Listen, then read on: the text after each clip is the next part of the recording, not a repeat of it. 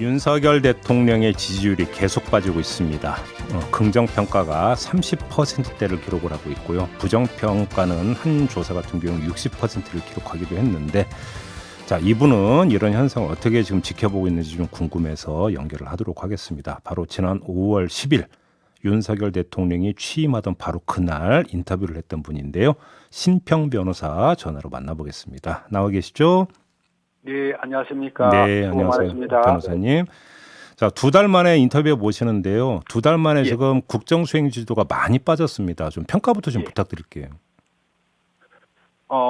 지금 그런 지지율이 빠져서, 음, 저도 걱정스럽게 바라보고는 있습니다만은, 예, 그러나 크게 보면 크게, 신경 쓸 일은 아니라 봅니다. 음, 과거에 이제 그 선거 과정에서도 이준석 대표가 당무를 거부하면서 12월 말과 1월 초에 커다란 위기에 봉착을 했죠. 네, 네, 네. 그때 저는, 걱정할 거 없다. 음, 이제 앞으로는 음, 윤석열 후보가 잘 될 일만 남았을 것이다. 음, 이렇게 글을 썼습니다만은 음, 제가 예측한 대로 그대로 된 기억이 있습니다. 예, 이번에도, 여러 가지 좀 어려운 환경입니다만은, 음, 잘 극복하고, 예, 지지율은, 음.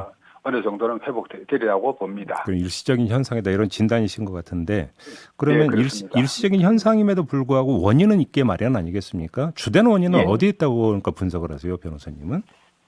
물론, 우리가 객관적으로 살펴보면은, 윤석열 대통령의 인사가 음, 국민에게 감동을 주지 못하는 그런 인사들이 음, 음, 나열이었죠. 음, 그리고 윤 대통령이 주장하시는 자유나 지성주의, 예, 거기에 국민들이 매료되는 그런 느낌은 없지 않습니까? 오, 이런 면에서 음, 어떻든 윤 대통령이 국민에게 감동을 주는 음, 이 국정 운영은 하지 못했다고 예, 우리가 평가를 할 수 있겠죠. 음, 다만 그래도 우리가 또 다른 측면에서 볼 때 윤 대통령을 둘러싼 환경이 음, 너무나 열악하죠. 지금 바이든 대통령의 지지율도 밑으로 이 곤두박질 치고 있습니다만은 최근에 외신을 보면은 바이든 대통령을 둘러싼 환경, 음, 그것이 카터 대통령 당시와 비슷하다고 하면서 어떤 그런 걸 비교하는 논평을 봤습니다만은 예, 어, 윤 대통령께서 정권은 잡았습니다만은 국회는 여전히 절대 음, 다수가 상대 쪽이고 음, 또 방송이나 그런 언론 환경도 그렇게 좋은 건 아니죠. 또 음, 많은 국책기관이나 또 어떤 정무직 음, 그런 장관급의 정무직이 수장으로 있는 예, 기관도 음, 여전히 미당 쪽 인사들이 차지하고 있지 않습니까? 네, 이런 환경이 음. 좀 불리하게 작용하고 있지 않을까 생각합니다. 그렇게 보시는 거군요. 그럼 예, 좀 몇 가지 좀, 그러니까 하나하나 좀 질문을 드려보고 싶은데 조금 전에 인사를 예, 언급을 하셨기 때문에 예, 그 변호사님과 이제 인터뷰가 오늘이 세 번째인데 사실은 대선 과정에서 한번 모셔서 이제 윤석열 후보에 대해서 평가를 좀 해달라고 그때 이제 그 인터뷰를 한 적이 있었었는데 예, 그때도 그렇고 변호사님이 어떤 말씀을 하신 바가 있었냐면 예, 윤석열 대통령이 아직 사람 보는 눈은 좀 익어야 한다. 이건 아마 이제 취임 신안을 하셨던 거 말씀으로 기억을 하고요. 뭐 비판에도 예, 귀를 열고 연고주의 같은 병폐를 뛰어넘어야 한다. 이런 말씀을 하신 바가 예, 있었거든요. 예. 그때 변호사님이 이렇게 말씀하셨던 것에 견주어 본다면 인사는 좀 문제가 있었다고 평가를 하시는 겁니까? 예, 저는 그것을, 우리가 객관적으로 봐야 된다고 생각합니다. 물론, 지금, 집권 초기의 인사가 안정적 국정 운영에 방점을 둔 인사였습니다만은, 네. 그러나 전반적으로 봐서, 국민에게 감동을 주지 못한 인사라고, 음, 우리가, 냉정하게 바라봐야죠. 예. 그리고 조금 전에 자유와 지성주의가 별로 감동을 못 주고 있다라는 말씀을 좀 풀어주시면 어떤 말씀이세요, 이 말씀은? 물론, 그것도 중요합니다만은, 그것은 상당히 추상적인 명제죠. 그러니까요. 예. 이런 명제 들을 내걸면서 여러 가지 우리 현실의 삶에서는 여러 가지 어려운 문제들이 현안으로 등장하고 있지 않습니까? 네네네. 이런 문제들을 비켜가니까 음, 자유와 지성주의 이것이 과연 우리한테 무슨 관계가 있을까 하는 그런 음, 국민들의 회의가 둘 수밖에 없는 거 아니겠습니까? 예. 이런 추상어 말고 좀 더 구체적인 국정 목표가 제시가 됐었어야 된다 이런 말씀이신 거죠, 그러면? 그렇죠. 좀 더 말씀드리자면은 한국 사회는 진보권 보수권 간에 기득권자들이 발호해 왔습니다. 네. 이 기득권자들이 공동체의 기초를 갉아먹는 먹는 국가 제도의 변개를 깨해왔던 거죠. 예. 대표적으로 들자면은 대학 입시나 공무원 채용, 그리고 법정 양성제도 이런 데서 기득권자들이 자신의 이익을 관철시켜 왔던 것이죠. 그러면서 이 국민들은 이 도외시 되어 왔습니다. 이러한 이 국민들의 어떤 가슴 속 깊이 이 자리 잡고 있는 불만, 도저히 이래서는 안 된다 하는 그런 원망을 국정의 지도자인 대통령은 내다 보시고 여기에 대해서 메시지를 가할 수 있어야 되지 않을까 생각합니다. 그 말씀 이제 기득권 구조를 깨는 걸 이제 개혁 차원에서 추진을 해야 된다 이런 말씀이시네요. 예, 당연하죠. 알겠습니다. 김건희 여사의 행보는 어떤 영향을 주고 있다고 평가를 하세요, 변호사님은?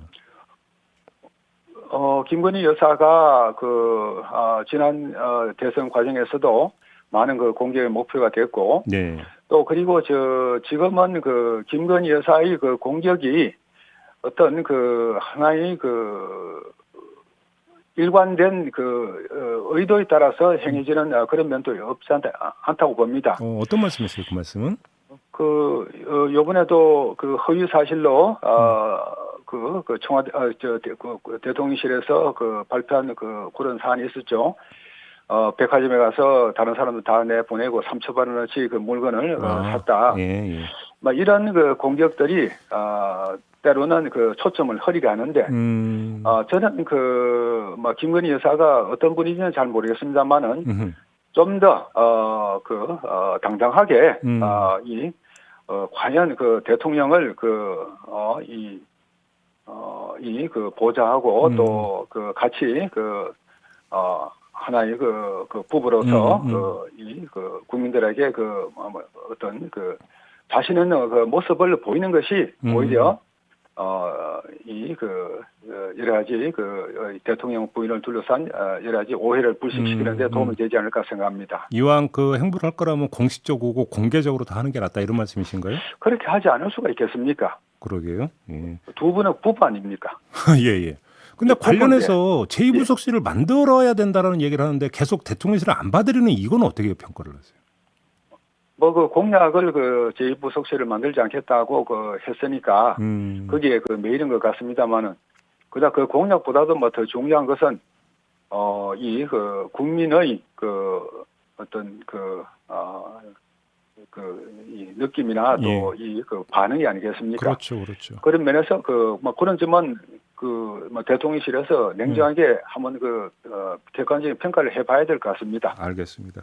어제 출근길 약식회견 이른바 도어 스태핑을 잠정 중단한다고 밝혔는데 이건 필요했던 결정이라고 평가를 하세요, 변호사님? 제가 들은 바로는 기자들 중에서 10명 넘게 코로나 환자가 발생했다고 하니까 이거는 불가피한 현상이 아닐까 싶습니다. 다만 지금 한국 정치인 중에서 그런 도어 스태핑을 회견할 수 있는 사람은 윤 대통령밖에 없다고 생각합니다. 그래요. 그러면 그건 계속 이어가야 된다 이렇게 보시는 겁니까? 그러면 상황이 좀 진정이 되면? 이어가는 게 좋겠죠. 근데 어떤 면에서 지금 도어 스태핑을 할 수 있는 정치인이 윤석열 대통령밖에 없다고 그렇게 평가를 하시는 걸까요? 과거에 한 분도 안 계셨고, 예. 또 지금 과연 대통령으로서의 권위를 내던지고, 국민과의 그 정도의 소통을 할 수 있는 사람은 윤석열 대통령밖에 없다고 생각합니다. 근데 상당수의 평가는 취지는 참 좋았는데 결과적으로는 득보다 실이 많은 거 아니냐 윤석열 대통령 입장에서도 이렇게 진단하는 사람들이 많던데 동의 안 하십니까, 변호사님은? 좀 그런 말을 실 수도 있었고 또 감정을 드러내는 그런 측면도 있었죠. 그런 것은 조금 더 보완해서 그러나 국민과의 국민과의 소통을 가장 중시하는 대통령이라는 그 인상은 계속해서 유지했으면 합니다. 그렇게 보시는 거고요. 이번엔 여당 내부 상황에 대해 좀 여쭤보고 싶은데 일단 좀 이준석 대표에 대한 징계 결정이 있잖아요. 예. 이건 어떻게 평가하세요? 저로서는 뭐 그 징계 결정은 당연하다고 생각합니다. 어떤 점에서요?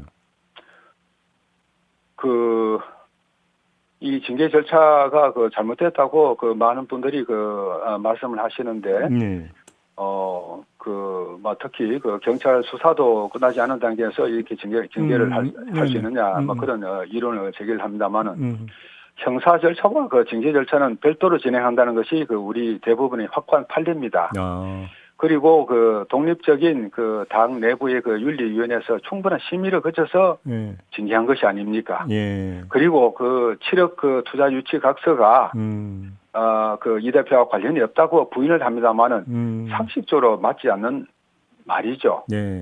그런 면에서 윤리위원회 결정은 타당하다 봅니다. 아무튼 어제 이제 국민의힘은 직무대행 체제로 간다 6개월 동안 이렇게 이제 결론을 내렸어요. 이 이야기는 다시 말해서 6개월 뒤에는 이준석 대표가 대표직으로 복귀할 수 있다는 얘기가 이제 깔려 있는 건데 실제로 6개월 뒤에 그런 상황으로 갈 거라고 전망을 하세요? 저는 그렇게 보지는 않습니다.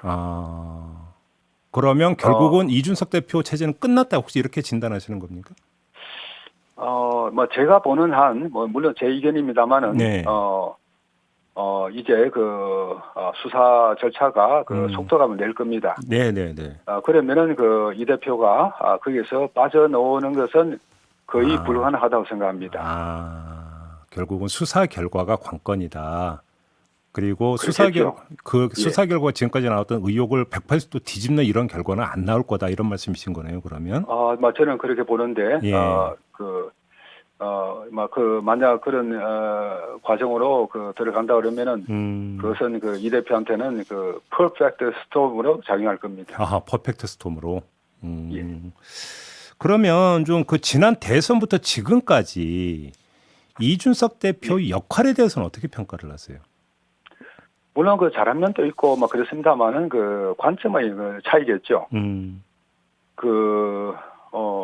많은 분들은 또 이 대표가 잘해서 이대남 유권자들을 끌어봤다고 생각할 수도 있겠고, 그렇게 생각할 수도 있겠고, 그러나 또 달리 보면은 그보다 더 많은 이대녀 유권자가 국힘당에 등을 돌렸다 이렇게 또 볼 수도 있는 거죠. 그건 관점의 차이라서 그렇습니다만은 제가 보는 한 이준석 대표는 어떤 조금 세련된 그런 일배적인 성향의 정책이 아닌가 생각합니다. 잠깐만요. 지금 그러면 세련된 일배 회원이다 이런 말씀이십니까? 비유하자면?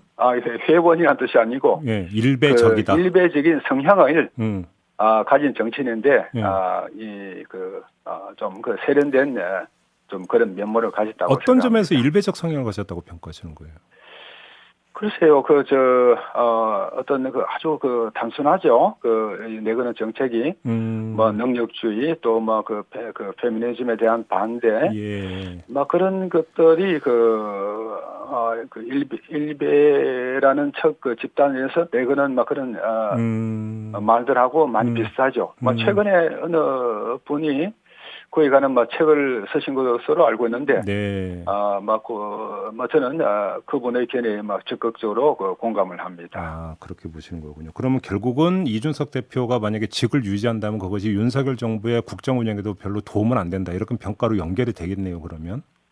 저는 윤 정부의 한정된 이야기가 아니고, 우리 사회가 그런 쪽으로 나가서는 안 된다고 생각합니다. 우리 사회는 좀 더 개방적이고 보편적인 가치관을 향유하는 세계로 나아가야 된다고 생각합니다. 저희가 이제 변호사님을 처음 인터뷰에 모셨던 게 대선 과정에서 윤석열 후보를 지지하는 이유, 이거를 이제 여쭙기 위해서 모셨지 않습니까? 그때 이제 변호사님께서 윤석열 후보를 지지하는 이유 가운데 하나로 통합을 꼽으신 바가 있었었는데 지금 대통령이 되고 난 이후에 통합 행보를 보이고 있다고 평가하세요?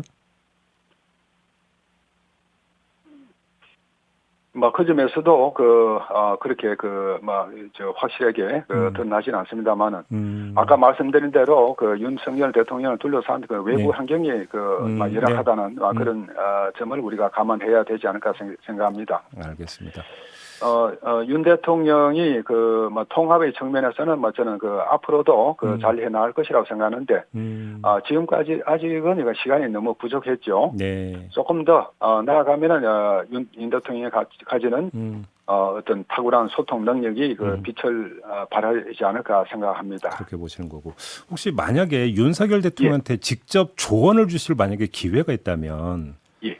다른 것보다도 꼭 이것만은 이렇게 좀 꼭 조언해 주실 내용이 어떤 걸까요? 마지막으로 여쭤보고 싶은 게 바로 이 부분인데.